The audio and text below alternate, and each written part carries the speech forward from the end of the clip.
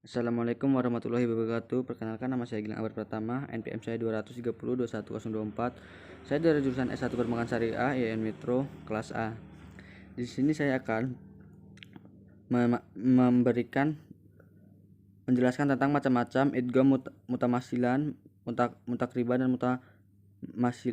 mutasamisan, dan berikan misalnya contohnya 5. Idgham mutamasilan adalah idgham yang terjadi apabila bertemunya dua huruf yang sama, yaitu mahwal dan sifatnya serta huruf yang pertama sukun. Contohnya, ba sukun bertemu ba, lam sukun bertemu lam, sin sukun bertemu sin. Contohnya, iza zamana wa qaddara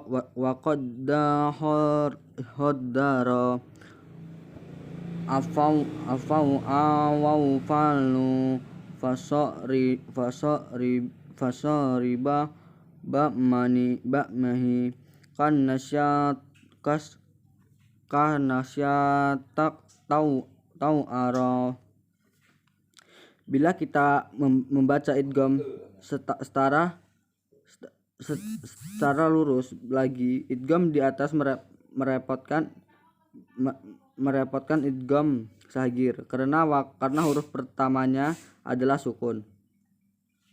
Jadi waw sukun yang sebelumnya domah bertemu waw, dan ya sukun yang sebelumnya kasrah bertemu ya lagi tidak termasuk mutamasilan. Memang jauh makhrujulnya. Selanjutnya idgham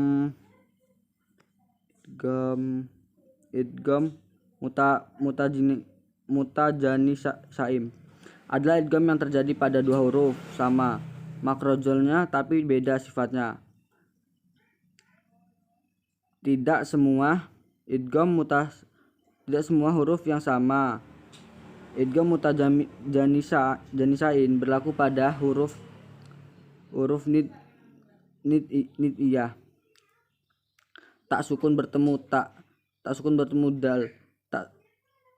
Huruf latak sawiyah, sa sukun bertemu zal sukun bertemu za. Contoh, wazau taddo afi faqu la inna banna ta arau kani mu'fana izam ma'mu ta la bifatani ya la ba'syawlo zalika. Selanjutnya saya akan menjelaskan tentang idgham mutakriban adalah idgham yang terjadi apabila dua yang berdekatan makhrajulnya dan berbeda sifatnya bertemu dan huruf yang pertama sukun. Kaidah di atas tidak berlaku secara umum dalam bacaan riwayat Imam Hafiz dari Imam Asyim. Idgham mutakribain harusnya berlaku pada huruf berikut: kaf sukun bertemu kaf. Faidah tidak berlakunya idgham adalah supaya tidak salah makna karena menyangkutnya. Contoh bacaan idgham mutakribain: alarrahu falukakum sarraru sararau famaldallahu illa yahi wa qal rabba annazani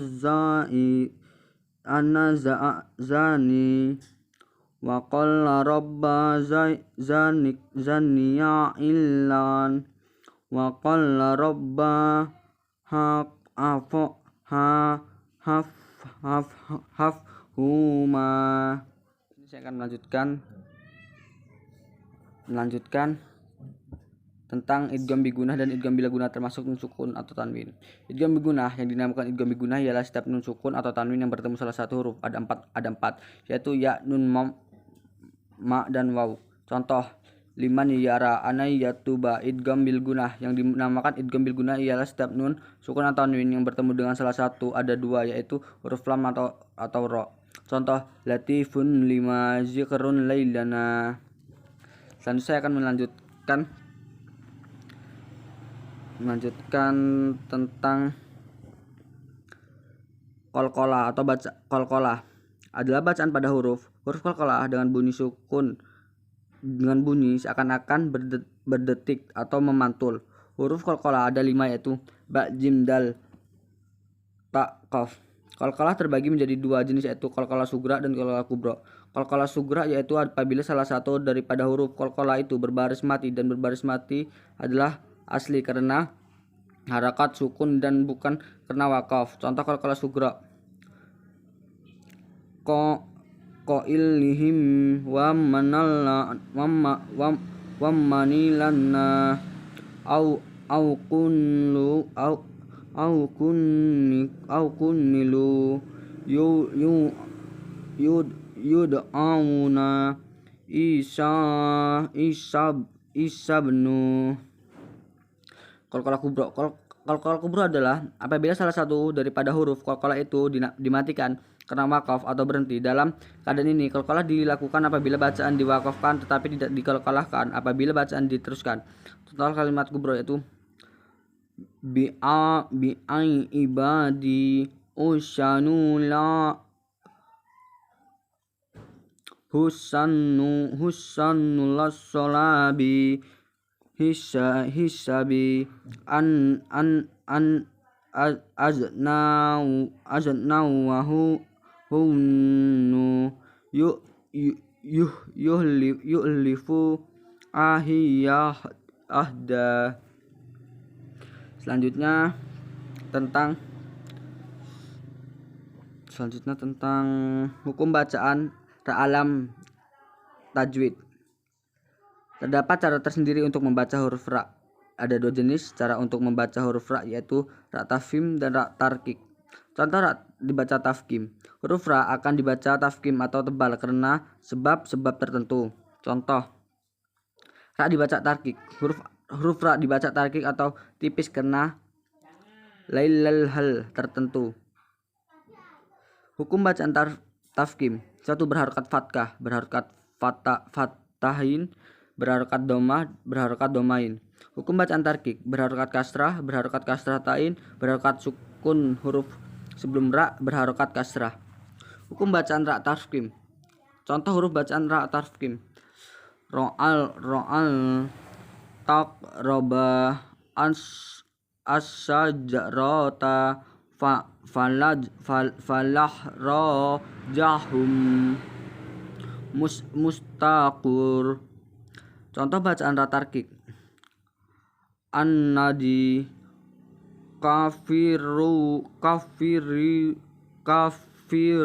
bihi bil biro fir'auna lidjaru.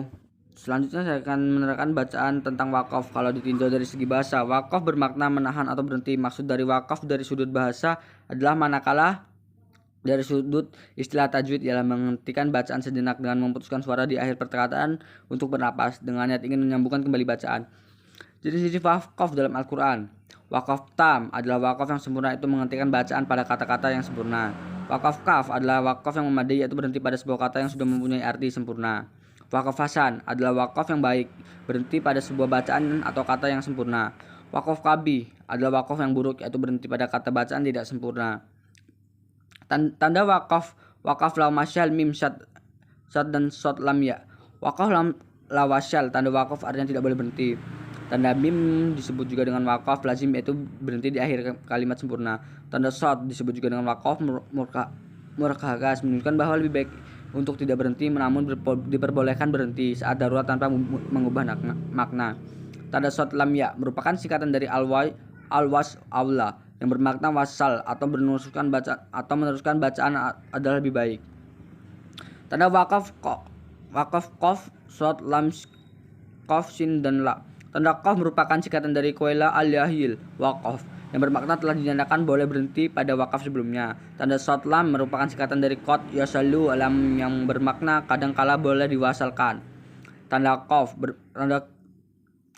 bermakna berhenti yakini lebih diutamakan untuk berhenti. Tanda sin atau tanda saktah menandakan berhenti seketika dan mengambil penapas. Tanda la bermaksud jangan berhenti. Tanda qaf kif titik 3 wakaf dan to. Tanda qaf merupakan singkatan dari kata lik yang bermakna serupa. Tanda bertitik 3 yang disebut sebagai wakaf murkabah atau wakaf ta'anuk. Wakaf ini akan muncul sebanyak 2 kali di mana-mana saja dan cara membacanya adalah harus berhenti di salah satu tanda tersebut.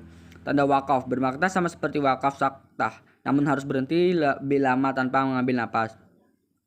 Tanda to adalah tanda wakaf mutalak dan haruslah berhenti. Tanda jim adalah wakaf jaiz, boleh berhenti dan boleh untuk dilanjutkan. Tanda zo bermaksud lebih baik tidak berhenti. Sekian yang bisa saya sampaikan. Saya Iri. Wassalamualaikum warahmatullahi wabarakatuh.